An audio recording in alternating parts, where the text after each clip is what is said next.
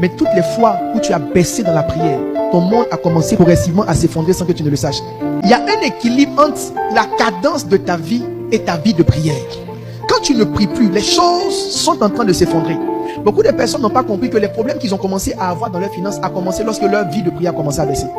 Beaucoup de personnes ne savent pas que les problèmes qu'ils ont commencé à avoir dans leur foyer a commencé lorsque leur vie de prière a commencé à baisser.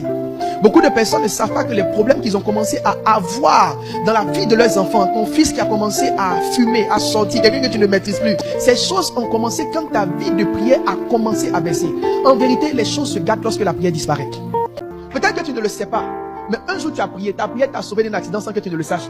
Mais un jour tu marchais, des gens venaient intentionnellement pour t'attaquer. Mais lorsqu'ils sont arrivés vers toi, ta prière a déjoué leur plan. Mais un jour tu étais en train de prier sur toi et ta prière agissait dans la vie de tes enfants quelque part. Ce n'est pas tout ce que la prière fait qu'on voit. J'ai dit la prière agit à notre insu. Tu n'as pas idée, un conseil d'administration a été fait. Les gens ont décidé de te chasser de l'entreprise. Ils ont tout signé. Mais quand ils t'ont vu, la décision a changé encore. Vous n'avez pas idée. Le nombre de choses que la prière fait sans vous avertir, vous n'avez pas idée. Peut-être que tu ne sais pas. Tu as mangé quelque chose qui était empoisonné. C'est vous qui pensez que le monde est simple. J'ai dit tu n'as pas idée. Tes petites prières là, si tu sais combien de fois ça t'a sauvé. La chose que tu n'allais jamais laisser, c'était la prière.